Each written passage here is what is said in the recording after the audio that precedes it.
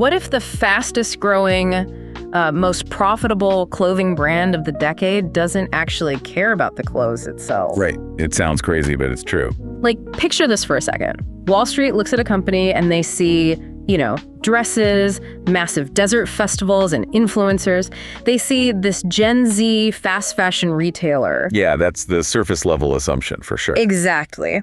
But if you peel back the layers and actually look at the structural machinery under the hood, you don't find a traditional apparel company at all. Not even close. You find a highly advanced data mining operation. You find this high-margin brand incubator. And crucially for your portfolio, you find an absolute cash-printing machine. Which is exactly why we're looking at them today. Welcome to the Deep Dive, everyone. For this exploration, we are actually fully pivoting our approach to bring you a very special format. We are opening up the Talk Tickers playbook. Yeah, and it is the perfect format for this specific company. I mean, the information environment right now is just completely overloaded. Oh, totally. And separating the signal from the noise requires a very different kind of analytical lens. Right, and the promise of this Talk Tickers format is super straightforward. We are bringing you data-forward analysis. Heavy on the data. Right, we take the Wall Street jargon, all those acronyms, the corporate speak, the dense 50-page transcripts, and we translate it into plain, actionable language that actually makes sense for you.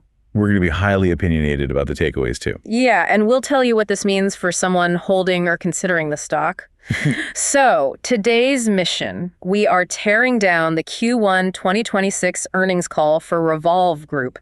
Ticker symbol is RVLV. It is such a phenomenal case study. I mean, Revolve presents as one thing to the consumer, but operates as something entirely different on the balance sheet. It's like a disguise almost. It really is. Yeah. And my goal today is to make sure we go far beyond just, reading numbers off a spreadsheet. Anyone could pull up a financial terminal and look at a revenue beat. Yeah, that's easy. Right. I want to connect the dots. Yeah. I want to show you the physical, real-world behaviors that actually generated those numbers. The actual machinery. Exactly. Yeah. The strategic decisions management is making behind closed doors and how all of that translates into potential long-term shareholder value for you. Okay, let's unpack this, because if you ask the average person on the street, they're going to tell you Revolve is just a fashion retailer. Right. They sell premium outfits to millennials. They're the ones, flying celebrities out to the desert for massive music festivals. The whole Coachella scene. Exactly.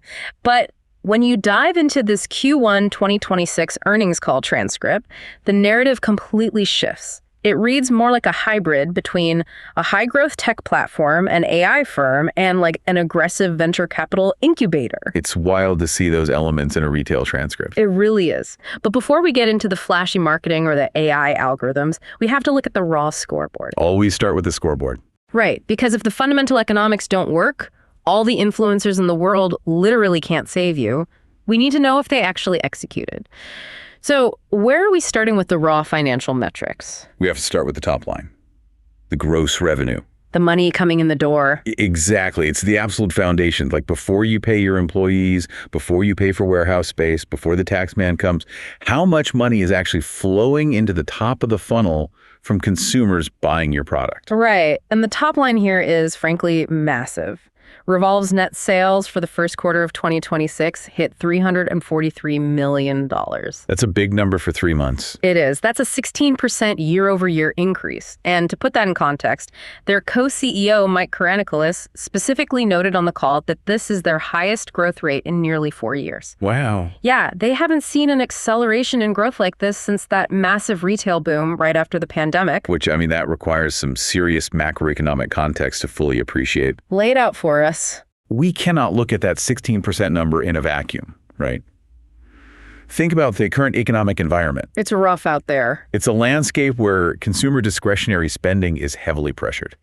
Inflation has been squeezing wallets for years now. Right. Everyone's feeling it. Exactly. Yeah. Interest rates have fundamentally altered credit card spending habits, and traditional multi-brand retailers are quite literally fighting for their lives just to keep physical doors open. We see the bankruptcies all the time. So hitting 16% top-line growth in this specific environment, that is a profound statement. It tells us they aren't just growing alongside the broader market. They're actively stealing market share. Exactly. They are eating their competitors' lunch. Right. If the overall apparel market is only growing at like 2% or 3% and Revolve is up 16%, that money has to be coming from somewhere. It's zero sum at that point. So $343 million flows into the top. But as any investor listening knows, it's not about what you make, it's about what you keep.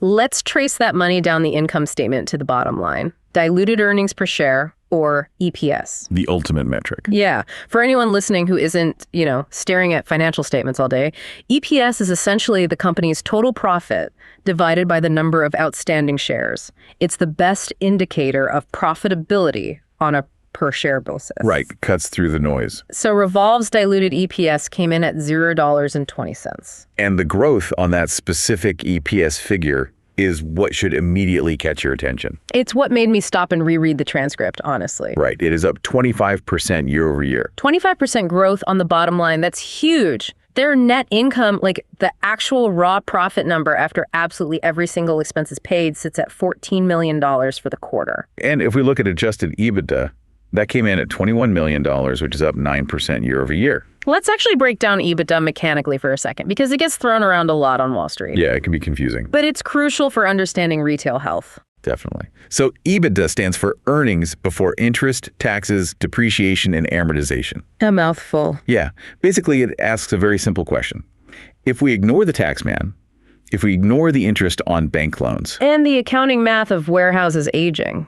Exactly. If we ignore all that, how much money does the actual physical act of buying and selling clothes make? Right. It's a pure measure of core operational profitability. So seeing that grow by 9% is a very, very healthy signal. But I know you well enough to know that you don't just stop at EBITDA. There's another metric you always hunt for. Oh, you know it. Free cash flow. Your ultimate truth teller. Exactly. Because you can manipulate earnings to some degree with, clever accounting decisions. You can move depreciation schedules around. You can defer tax liabilities. Make the spreadsheet look pretty. Right. But you cannot fake cash in the bank. Free cash flow is the actual tangible cash a company generates after accounting for the money it has to spend to maintain its physical assets. Things like server infrastructure or warehouse robotics. Yes. Profit is a theory, but cash is a fact. I love that. Cash is a fact. And Revolve generated $45 million in free cash flow in just 3 months.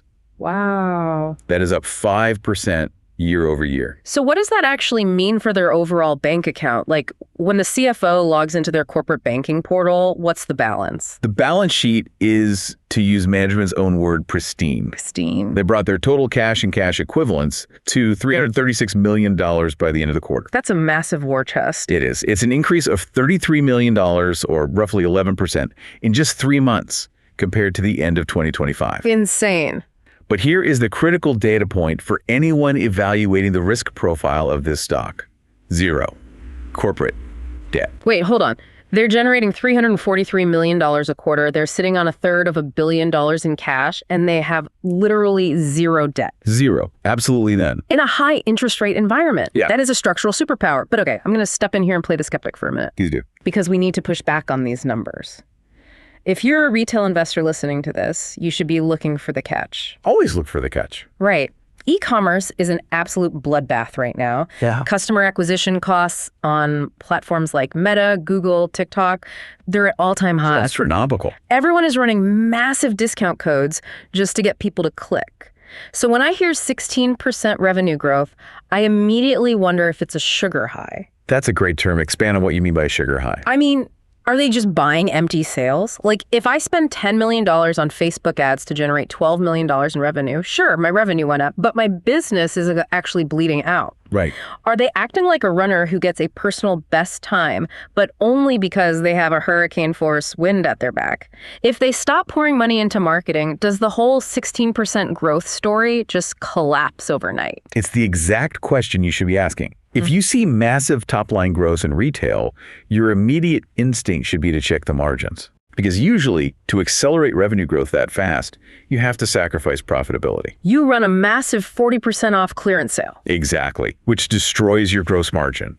Or, as you said, you pour a disproportionate amount of venture capital into performance marketing, which kills your operating margin. Right. But what's fascinating here is how the interplay between their top line and their bottom line completely dismantles your sugar high theory. Really? How so? Because of that EPS number we talked about. Achieving 16% top-line revenue growth while your earnings per share jumps 25% is incredibly difficult to execute. Because the profit is growing faster than the revenue? Precisely. Yeah. It means they didn't buy those sales at a loss. Yes, they had a year-over-year increase in marketing investments, which we'll analyze in detail, but the return on that ad spend was so efficient that their earnings still outpaced revenue. So the core engine is actually getting more efficient as it gets larger. Yes. It's called operating leverage. Their CFO, Jesse Timmermans, specifically noted on the call that for the second straight quarter, they achieved operating leverage in their general and administrative expenses. They got 50 basis points of G&A leverage. Let's translate basis points and operating leverage for the listener, because those terms get thrown around like confetti on CNBC. Right, let's ground it. A basis point is simply 1/100th of a percentage point. So 50 basis points is just half of 1%. Got it. And operating leverage? Operating leverage means that your revenue is growing faster than your fixed operating costs. Okay, give me an example. Imagine you own a bakery. Your rent, your electricity, and your cashier salary are fixed costs, right? Right, you pay them no matter what. Exactly. If you sell 100 loaves of bread a day, those costs are spread across 100 items. Now, if you figure out a way to sell 200 loaves of bread a day without needing a bigger store or a second cashier, your profit margin on those extra 100 loaves is massive. Because your fixed cost didn't go up. Exactly. That is operating leverage. Revolve is pushing significantly more volume through their corporate structure without having to proportionally increase their corporate overhead. That's a beautiful thing to see in a business. It tells us the organizational structure is incredibly sound. They are highly disciplined capital allocators. That makes a lot of sense. So looking at the pure financials, the scoreboard is lit up bright green. They beat the expectations. They have a pristine balance sheet, zero debt, and they're generating cash at a staggering rate. Hitting all the right notes. But numbers on a spreadsheet are just the output. We need to look at the inputs. Generating $45 million in free cash flows sounds great, but cash doesn't just materialize out of thin air. No, it does not. Let's look at the physical consumer behavior that actually generated those dollars. Let's look at the customer engagement data. The operational metrics. This is where we leave the accounting department and look at the actual behavior of the human beings clicking by. Right. So total active customers grew 8% year over year. That brings them to 2.9 million trailing 12-month active customers. A very solid base. And total orders placed hit 2.6 million, which is a 12% increase. But there is a metric here that caused me to do a double take. Average order value, or AOV. Right, the size of the basket at checkout. Exactly. Their average order value only ticked up 1% to $298. Right. I find that strange. If customer growth is up 8% and total orders are up 12% and revenue is up 16%, why is the actual size of the average shopping cart practically flat? It only went up by $3. That is a brilliant nuance to highlight. Yeah. And Jesse Timmermans spent time explaining this exact dynamic on the call. Oh, he did? Yeah. That 1% increase in average order value is actually a tug of war between two different consumer behaviors. Okay, what's the first one? The first behavior is that the average selling price went up. The individual items consumers are selecting are mathematically more expensive than they were a year ago. So they're buying higher priced dresses, higher priced shoes. Yes. But that increase in individual item price was partially offset by a slight decrease in units per order. So they're buying fewer things, but the things they buy cost more. Exactly. Consumers are putting slightly fewer items into the cart before checking out, but the items they are choosing are of higher value. They might be buying one $300 premium jacket instead of $250 sweaters. Which points to a highly resilient, aspirational consumer. Completely. And that actually transitions perfectly into a critical piece of their business architecture that I really don't think enough people understand. The FWRD segment. Well, FWRD. Yeah, FWRD is their luxury flex, and it is currently putting on an absolute masterclass in market capture. Let's contextualize this for the listener. Revolve operates in two main segments. You have the namesake Revolve segment. That's your premium trend-driven fashion. It's expensive, but it's accessible premium. Right. Then you have FWRD. FWRD is high-end, true luxury. We're talking major designer houses, runway pieces, incredibly high price points. And we have to look at the macroeconomic reality of the luxury sector right now. If you read the financial news globally, the largest multi-brand luxury retailers are in distress. Deep distress. Legacy department stores are dealing with massive inventory gluts. They're running unprecedented promotional discounts just to clear out unsold stock. Which destroys the brand prestige. Exactly. And in some cases, they're closing physical flagship locations. The luxury middleman model is under severe pressure. Yeah. Yet in that exact same environment, Revolve's FWRD segment reported net sales growth of 17% year over year. That's crazy. That is the highest growth rate for that segment in 4 years. It's totally counter-cyclical. Yeah. And the profitability on that segment, it's not just top-line vanity metrics, right? Far from it. The gross profit on the FWRD segment jumped an incredible 36% year over year. Wow. Their gross margin in that specific luxury segment increased by almost 6 full percentage points. Okay, let's translate that for a second. A 6 percentage point increase in gross margin in a single year is a seismic shift in retail economics. It really is. How are they doing that when traditional luxury department stores are looking like ghost towns? What's the actual mechanism there? The mechanism is hyper-targeted curation and capturing a very specific high-value consumer cohort. Okay. During the Q&A portion of the earnings call, an analyst from Piper Sandler, Anna Andreeva, zeroed in on this exact phenomenon. What did they say? Revolve's management explained that they are rapidly expanding their customer base in the true luxury tier. And because of that high-quality audience, they're attracting coveted, highly exclusive new brand partners who absolutely refuse to sell in distressed department stores. Ah, I see. So it's a flywheel effect. Exactly. The premium brands want to protect their image. They don't want their $2,000 handbag sitting on a clearance rack in a dying mall next to a food court. Right. That's brand suicide. So they pull their inventory from the legacy retailers and give exclusive allocation to FWRD instead. Yes. And the consumers follow the exclusive inventory. Management noted they're leaning heavily into these high-value shoppers because this specific demographic is incredibly resilient to macroeconomic pressures. Yeah, that makes sense. If you have a customer whose baseline behavior is casually purchasing a $2,000 handbag on a Tuesday. They don't care about a 1% inflation bump. Exactly. That individual is fundamentally less sensitive to a slight uptick in the consumer price index or a change in the federal funds rate. It's the ultimate economic moat. If you capture the resilient consumer, your business becomes immune to the broader economic weather. You're operating in a totally different microclimate. But as fascinating as the luxury segment is, there is another piece of the margin puzzle in this transcript that completely changes how I view this company's operational competence. Let me guess.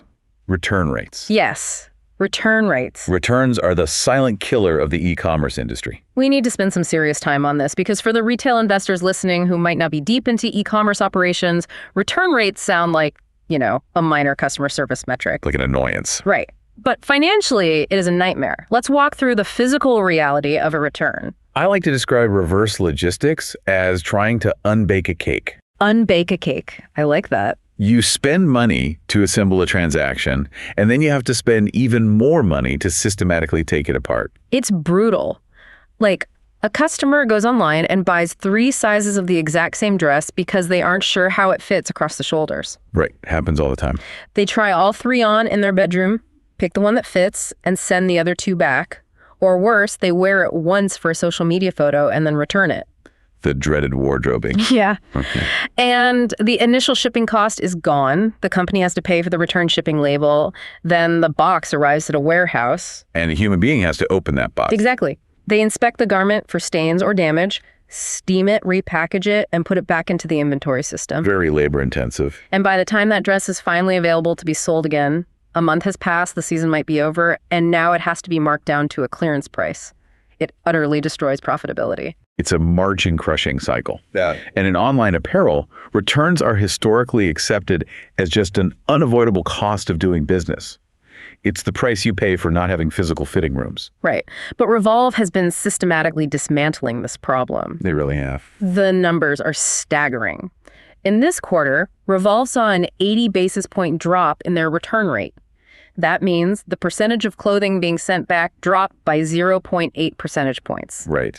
Now, to a novice investor, 0.8% might sound like rounding error, but we have to zoom out. This drop is on top of a 280 basis point drop in the first quarter of the previous year. So over a 2-year window, they've shaved 3.6 percentage points off their aggregate return rate. And when you're dealing with a company doing over $1 billion in annual sales, removing 3.6% from the reverse logistics column translates into tens of millions of dollars in pure profit dropping straight to the bottom line. It's massive. So my question is, how? Are they just getting luckier? Did consumers globally just suddenly become significantly better at guessing their own measurements?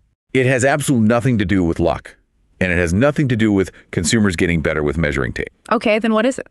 It has everything to do with highly specific, pragmatic AI integration. AI. Yes. If we connect this to the bigger picture, this is where the thesis that Revolve is actually a tech company begins to solidify.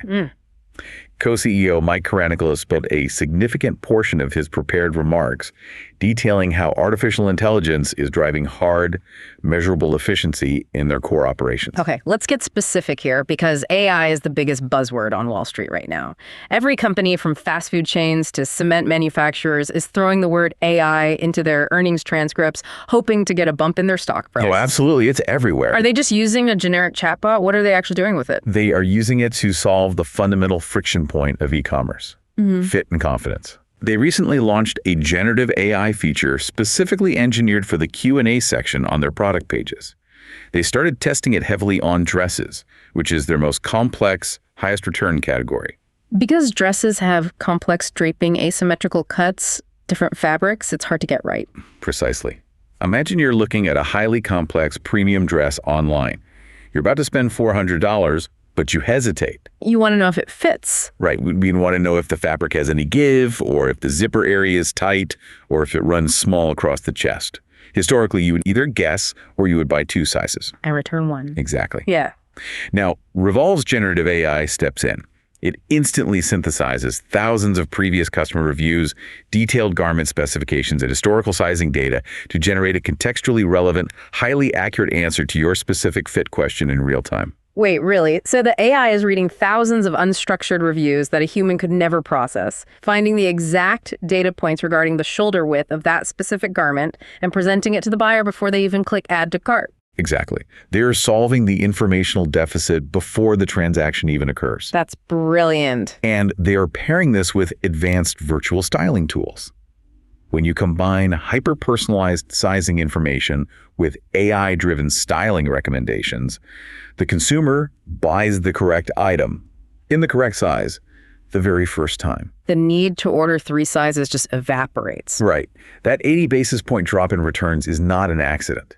It's the direct, measurable financial return on their AI infrastructure investment. It flows straight down to the selling and distribution cost line. Which is exactly why they outperform their own margin guidance. It's the perfect illustration of technology actually translating into margin expansion rather than just being a cool gimmick. 100%. Okay, so if the AI infrastructure is the analytical brain of the company optimizing the margins, their marketing apparatus is the heartbeat driving the volume. The brand heat. Right. We need to look at what they call brand heat because they executed a few marketing campaigns this quarter that I would consider absolute masterclasses in audience capture. They were very busy. Let's start with the launch of Revolve Los Angeles. This represents a massive strategic pivot. For the past 2 decades, Revolve's primary identity has been as a premium distribution platform. They were the middleman. Right. They aggregated thousands of other people's brands, third-party labels, and provided a beautiful, curated storefront. But in March of this year, they launched Revolve Los Angeles. This is their first ever namesake label. They put their own name on the tag. Huge move. And they didn't just quietly release it, they launched it with overwhelming force. They brought on sicker model Bella Hadid as the global brand ambassador. That's not cheap. No, they invested heavily in elevated, high production value print campaigns, massive billboard placements, and targeted YouTube and connected TV ad saturation. And the consumer response was immediate and overwhelming. Michael Menti, the other co-CEO, estimated on the call that this specific campaign generated over 200,000 individual sales in just a few months. Think about that volume. 200,000 sales for a clothing brand that literally did not exist in the public consciousness a few months prior. It's staggering. And beyond the direct sales of the garments themselves, the halo effect on the broader Revolve platform was massive. How so? Consumer interest in the Revolve search term on Google jumped more than 40% year over year globally in March. Wow. They achieved massive cultural saturation. They had Amelia Gray wearing a custom bespoke black gown from the Revolve Los Angeles label at the Vanity Fair Oscar after party. So they're not treating it like a cheap house brand. Not at all. They are meticulously positioning this not just as an entry-level house brand to fill out the bottom of the catalog, but as a premium, highly aspirational luxury label in its own right. And the economics of an owned brand are vastly superior. Oh, absolutely. Yeah. When you sell someone else's dress, you make a retail markup. When you sell your own dress, you capture the manufacturing margin and the retail markup. The whole stack. But it wasn't just apparel where they flexed this incubator muscle. Let's analyze the Cardi B joint venture, because this is arguably an even wilder strategic move. It's fascinating. Revolve partnered with Cardi B to launch a brand new hair care line called Grow Good Beauty. The execution mechanics of this launch were flawless. They didn't just run digital ads. What did they do? They leveraged Cardi's sold-out 30-city global tour as a physical marketing vehicle. Genius. Right. They secured placements on The Today Show, The Tonight Show, and massive multi-page editorial features in WWD, Allure, and Marie Claire. And what happened when the actual product became available to the public? Every single every product in the lineup sold out in under an hour during the initial pre-sale window. Under an hour? Yeah. Then, when they replenished inventory and officially launched the brand globally in April, the entire catalog sold out again in under an hour. That's absurd. It was so intense that during the earnings Q&A, an analyst from Morgan Stanley, Nathan Feather, practically bypassed the standard financial questions. What did he ask? He was practically pleading with management, asking, how quickly can you actually scale up the supply chain to make more of this? Yeah. Because the velocity of consumer demand was just so unprecedented. This is where we need to apply the Talk Ticker's analytical lens. Because a sold-out shampoo launch is a fun pop culture story, but what does it mean for the stock? Right. We have to look at the total addressable market, or TAM. Michael Menti pointed out a very specific mathematical reality on the call. Yes, the follower count. Right. The Grow Good Beauty brand rapidly amassed 640,000 followers on Instagram in a matter of weeks. By any traditional metric, building an audience of over 500,000 highly engaged consumers from scratch in weeks is a massive victory. But that 640,000 number is a drop in the bucket compared to the partner's reach. Right. Cardi B has 164 million followers on Instagram. The gap between 640,000 and 164 million is an absolute ocean of untapped potential. It's massive. Exactly. And we have to look at the demographic overlay here.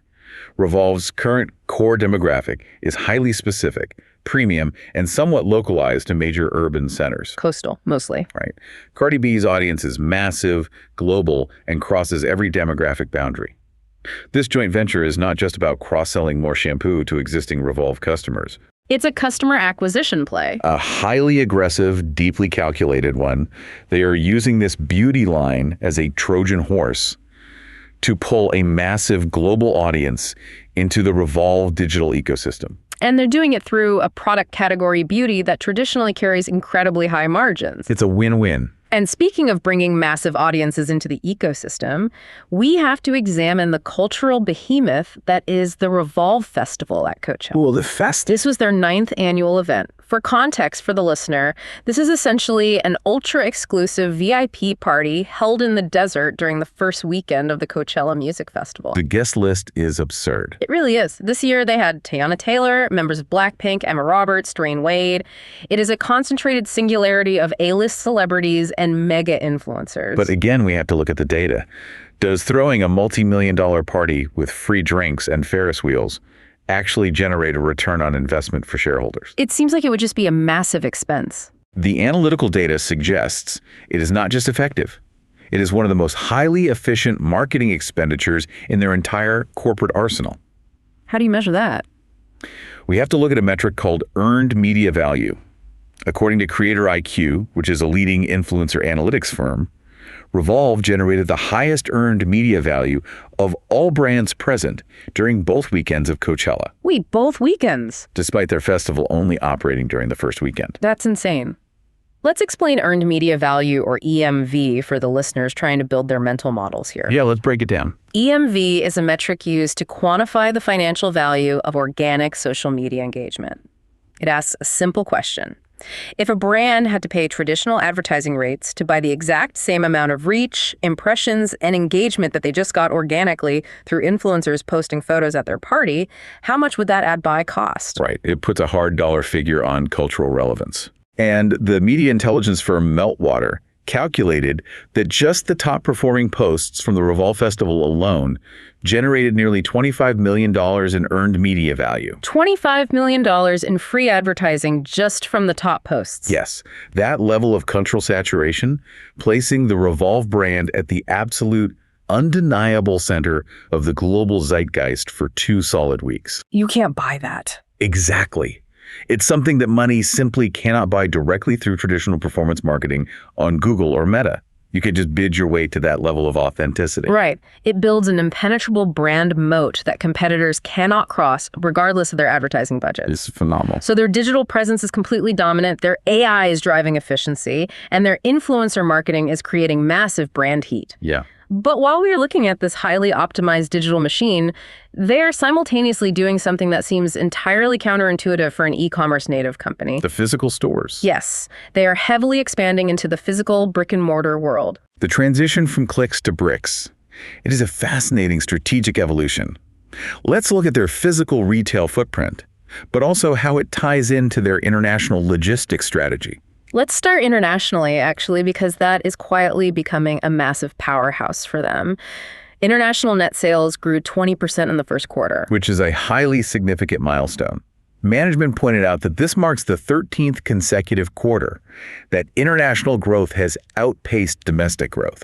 13 quarters. The international engine is really accelerating. And the absolute standout in the transcript regarding international growth was Mexico. Yes, the data on Mexico is striking. They saw an 80% year-over-year increase in new customers in the Mexican market. An 80% spike in a single quarter is wild. How did they trigger that? Management attributed it to a combination of elevated service levels and a highly localized marketing playbook. What does that mean in practice? This is a crucial lesson in global e-commerce. Historically, a lot of US-based retailers treat everything outside the borders as a generic rest-of-world category. They use the same shipping partners, the same return policies, the same English language ad copy. Revolve stopped doing that. They localized. Completely. Yeah. When you actually adapt your physical supply chain, optimize local customs clearance, speed up delivery times, and tailor your influencer marketing to the specific cultural nuances of a local market like Mexico. The growth unlocks dramatically. Yes. They remove the friction of cross-border shopping. It makes perfect sense. Make it as easy to buy in Macopacuy as it is in Los Angeles. Exactly.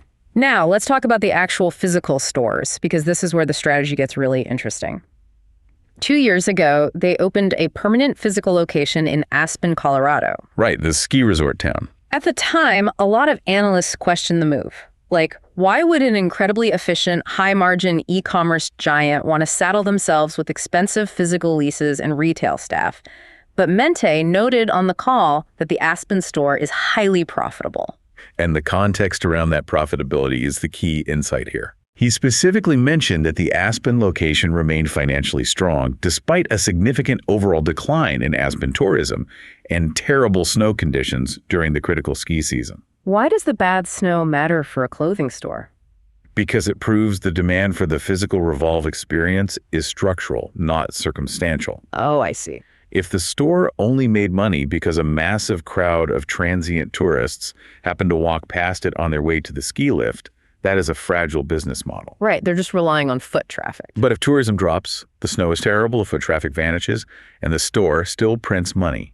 It means the local dedicated consumer base is intentionally seeking out that physical location. It proves intent. And then we look at their flagship physical location in Los Angeles at the Grove Shopping Center.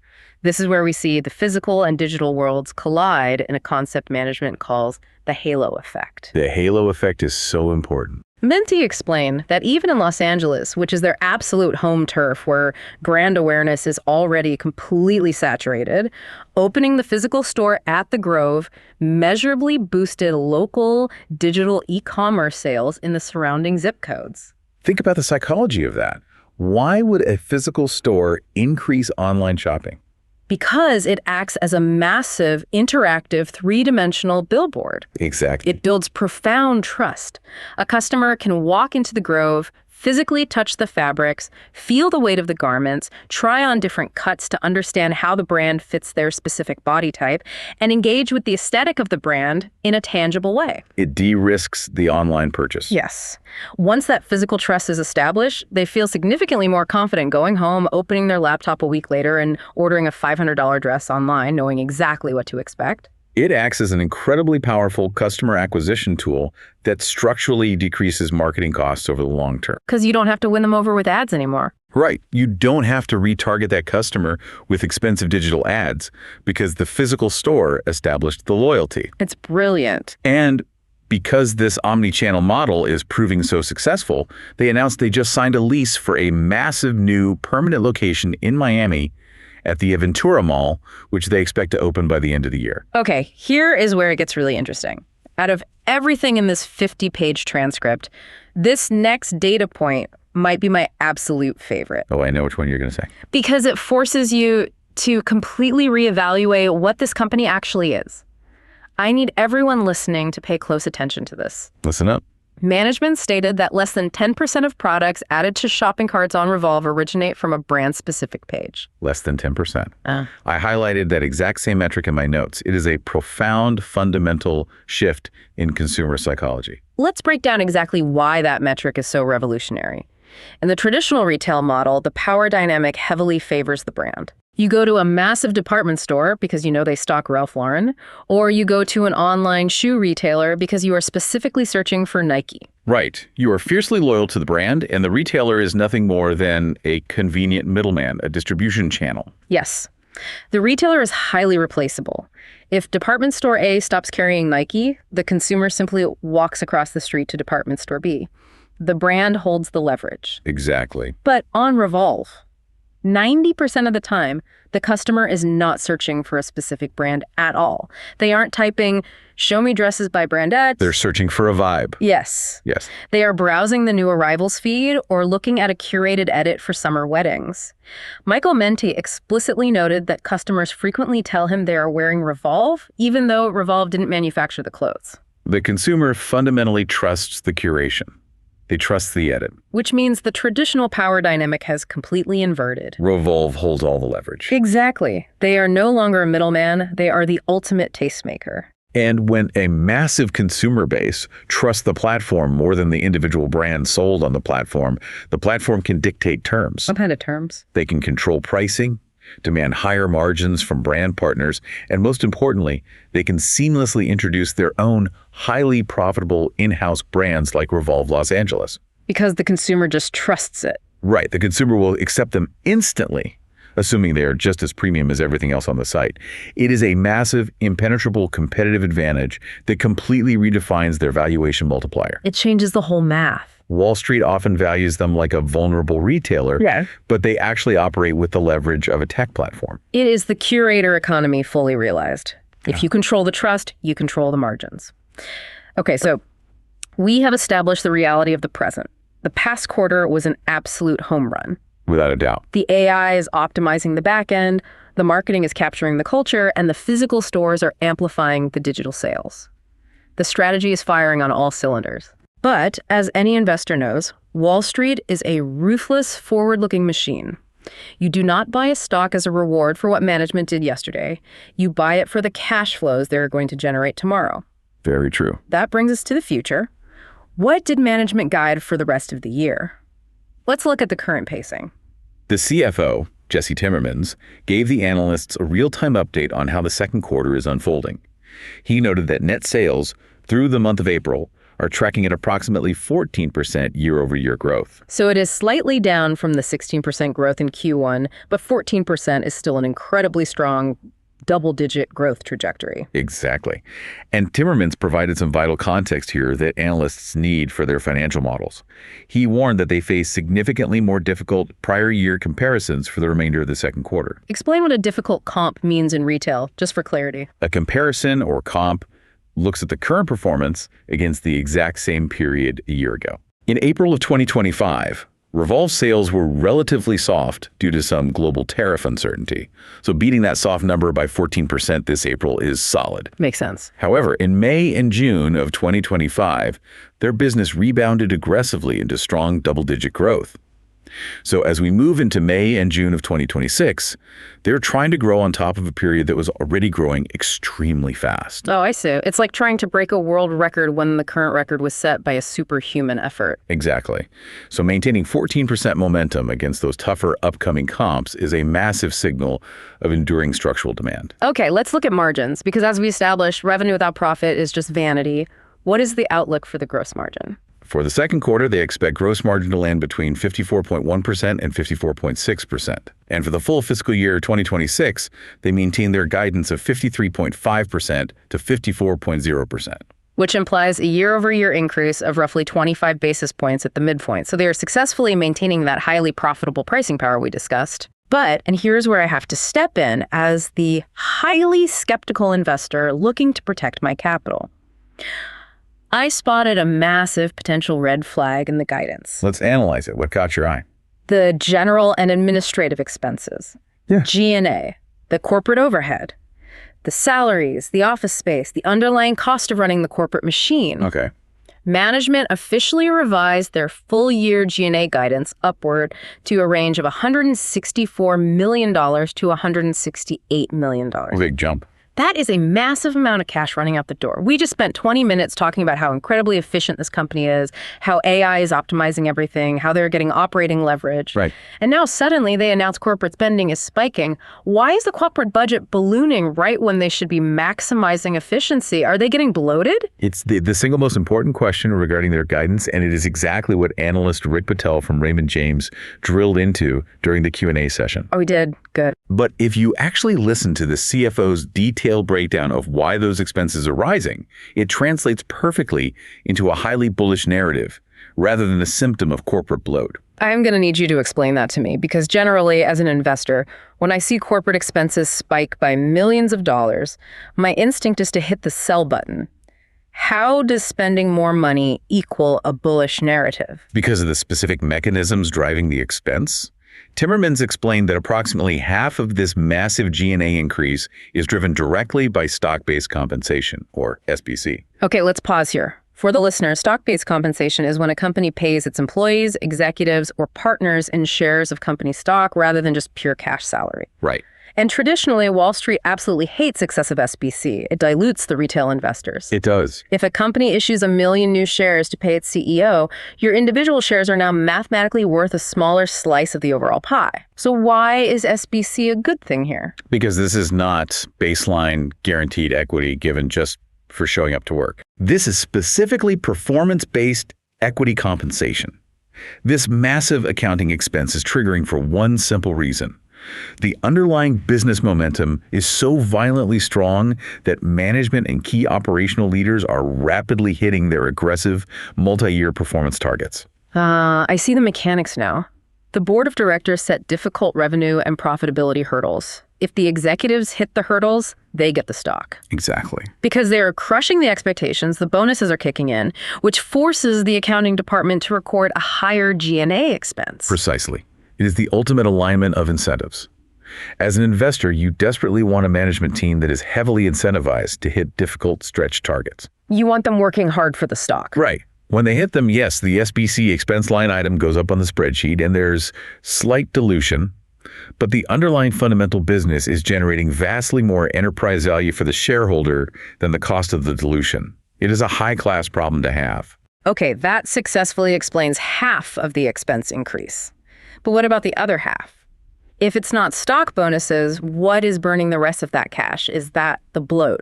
The other half is management actively and aggressively doubling down on a massive success, specifically the Cardi B Grow Good beauty brand. Pouring gasoline on a fire. Exactly. Because the initial launch was so explosive, and because the velocity of demand completely outstripped their projections, remember, it sold out in under an hour. Twice. Yeah, that was crazy. They are making an immediate, highly aggressive capital reinvestment to scale that joint venture globally. What are they spending it on? They need to rapidly secure massive amounts of raw inventory. They need to build out complex supply chain support for international beauty shipping.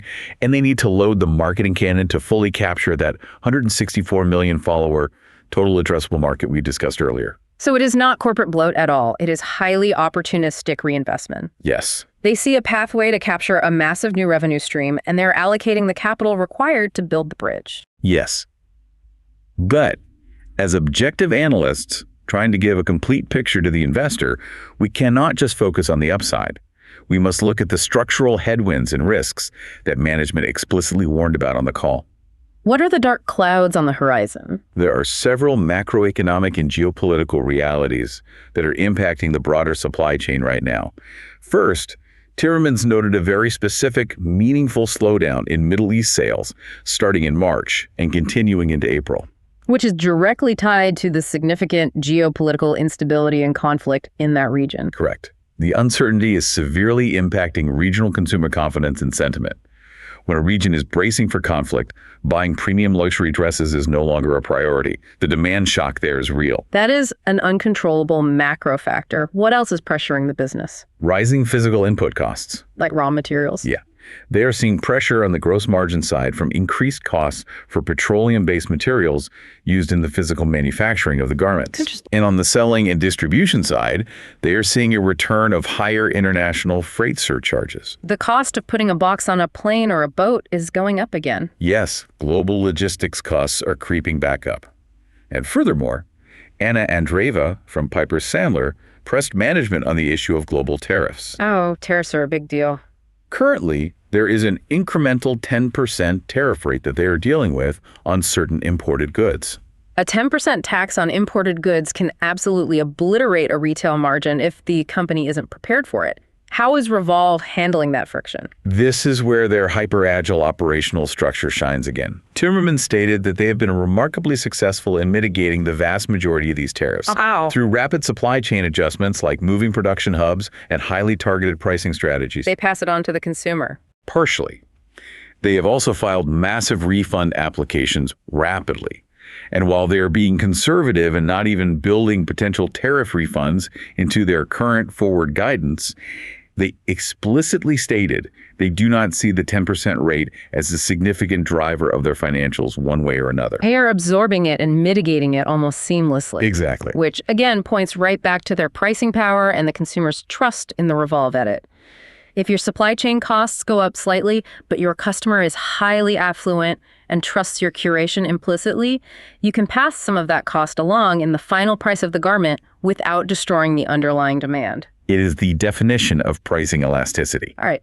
This has been an incredible, highly detailed journey through the raw data and the structural mechanics of this company. We really went into the weeds. We have looked at the massive headline beats on revenue and EPS. We have explored the generative AI solving the reverse logistics nightmare and the influencer marketing engines driving global cultural relevance. We've scrutinized the guidance and the hidden bullishness of their corporate expenses. Covered a lot of ground. That brings us to our final act, the bottom line. We need to synthesize everything we just discussed into one coherent, actionable thesis for the retail investor listening right now. Let's do it.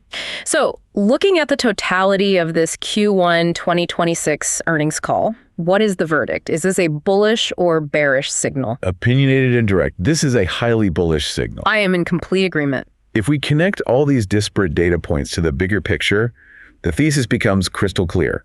Revolve is flawlessly executing on a multi-pronged, highly ambitious global growth strategy. They're firing on all cylinders. They're successfully extending a highly profitable physical retail footprint into premium markets like Aspen and Miami, proving the omnichannel model works. Yeah. They are launching massive, culturally dominant joint ventures with global icons like Cardi B, tapping into completely new demographics. They're incubating their own high-margin namesake luxury brands with Revolve Los Angeles. And they even noted in the transcript that they made a strategic $11 million minority investment in a highly synergistic, unnamed brand in January to further expand their ecosystem. And here is the absolute punchline for investors trying to evaluate the risk. How are they paying for all of this massive expansion? This is the best part. They are funding every single initiative entirely out of their own internal operating cash flow. They generated $49 million in operating cash flow this quarter alone. Right. They are not going to the corporate bond market to beg for capital. They are not walking into a bank to take out massive floating rate loans in an incredibly hostile, high interest rate environment. Yeah, me too. They're not diluting their existing shareholders with desperate secondary stock offerings to raise emergency cash to keep the lights on. They have zero debt and a pristine $336 million in pure cash sitting comfortably on the balance sheet. They are a self-contained, self-funding growth machine.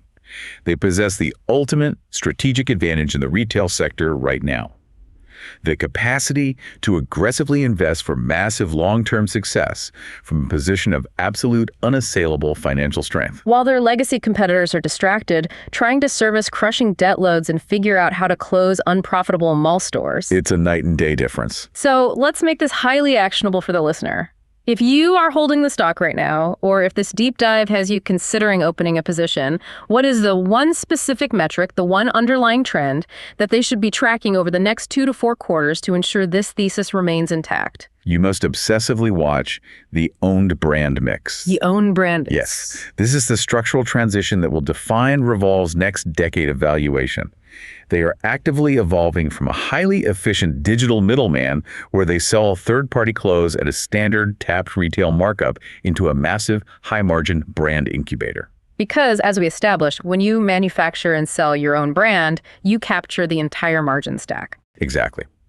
During the call, when Peter McGoldrick from the investment bank Stifel asked about the long-term roadmap for the Revolve Los Angeles brand, Michael Mente was very explicit. What did he say? He stated that this is a multi-year, highly strategic roadmap targeting very high-margin categories that will be really a whole new white space for us. Wow. The consumer acceptance and financial success of Revolve Los Angeles and Grow Good Beauty are the actual margin expanders you need to watch. The needle movers. If Revolve proves to Wall Street that they can reliably invent, launch, and globally scale their own high-margin brands using the massive behavioral data advantage they possess, the profitability profile of this entire company shifts dramatically upward over the next 12 to 24 months. So what does this all mean? It means Revolve is playing a completely different game than the rest of the industry. They are using their platform to gather the data, they are deploying AI to optimize the margins, they are using physical stores to build impenetrable trust, and they are using their massive cash reserves to launch brands that capture 100% of the profits. That's a beautiful machine. I want to sincerely thank everyone listening for diving into the dense weeds of EPS, basis points, reverse logistics, and gross margins with us today. The Talk Tickers format allows us to really respect your intelligence as an investor, move past the superficial headlines, and get to the absolute truth beneath the corporate speak. It has been a fantastic, highly rigorous analysis. But before we sign off, I want to leave you with one final provocative thought. Something to really mull over as you analyze the companies in your portfolio. Oh, I love these. Let's hear it. We spent a lot of time analyzing that staggering statistic that less than 10% of Revolve customers actively search for a specific brand. Right. They just trust the curation. Exactly. Right now, Revolve uses its platform of over 1,600 external third-party brands to gather massive real-time data on exactly what fits, what trends are emerging, what price points work, and what silhouettes are failing. They see everything. They are essentially using third-party brands as a massive free data gathering mechanism. It's an algorithm feed masquerading as a store catalog. Exactly. Now, they are beginning to launch their own highly profitable internal labels, designed perfectly based on that exact proprietary data. Hey. So here's the question. If Revolve continues to aggressively push its own internal labels, leveraging this massive data advantage and their total control over the consumer's attention, could we be witnessing the quiet birth of a unified digital native luxury conglomerate? Whoa. Think about LVMH, the most powerful luxury house in the world, but built entirely on AI algorithms, predictive data, and global influencer networks, rather than a 100-year-old Parisian heritage. That's a wild thought. Will Revolve eventually phase out external brands entirely, transforming from a multi-brand retailer into a singular monolithic fashion house that keeps 100% of the margins? Wow. If you project that thesis 5 or 10 years into the future, the fundamental architecture of this company is going to look entirely different. A digital LVMH built on artificial intelligence and zero debt. That is a massive paradigm-shifting thought to end on. Thank you all for joining us on this deep dive into the numbers. Keep questioning the data, always look past the flashy headlines to find the structural mechanics, and most importantly, stay curious.